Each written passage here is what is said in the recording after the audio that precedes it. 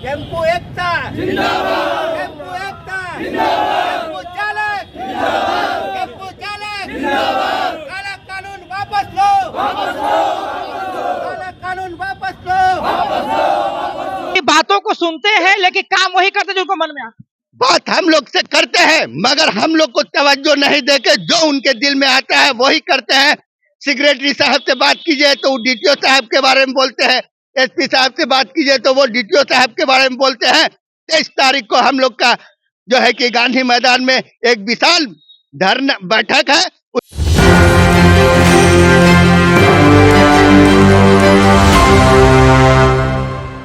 देखिए इस वक्त जो है हमारी उपस्थिति पटना जीपीओ के पास है और यहाँ पर आप हमारे पीछे देख रहे हैं ये जो हुजूम, ये जो भीड़ आप देख रहे हैं, ये भीड़ है आक्रोशित ऑटो चालकों की। जी हाँ, पटना की सड़कों पर जितनी जो ऑटो जड़ते हैं, जी हाँ, जितनी जो ऑटो दौड़ती है वो सभी ऑटो चालक जो है लगभग यहाँ मौजूद है, लगातार नारेबाजी कर रहे हैं, काला कानून वापस लेने की बात कर रहे हैं।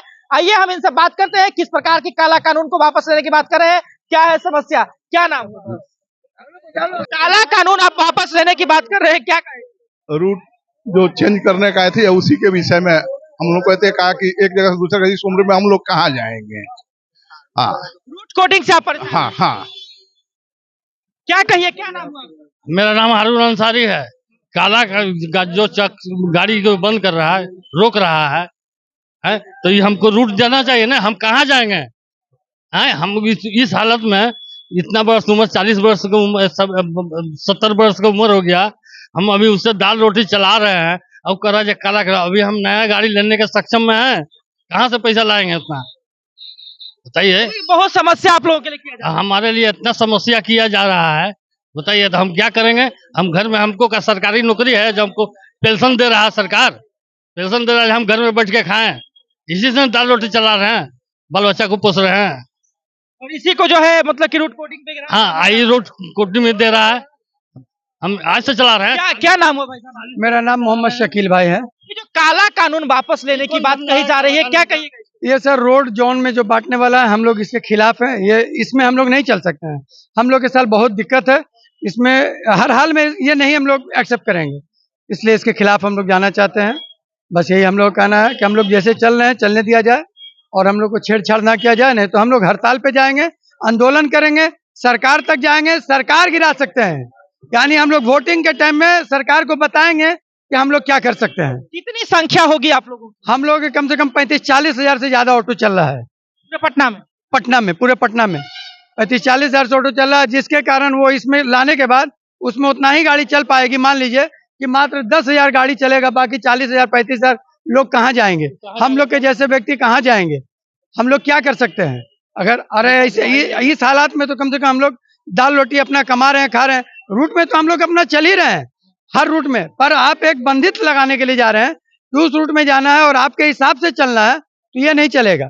गाड़ी आपने दिया, जब पहले वो कह के नहीं ना दिया रोड में निकालने के लिए, तो आदमी पहले 4 लाख रुपया क्यों फंसाएगा? आज मेरे साथी लोग बहुत सारे जो है गाड़ी के कारण सुसाइड कर लिया, गाड़ी खिंचा गया। मतलब अगर किस्ती नहीं होता पूरा तो गाड़ी खिंचा जाता, तो हम लोग तो रोड पर हो जाएंगे।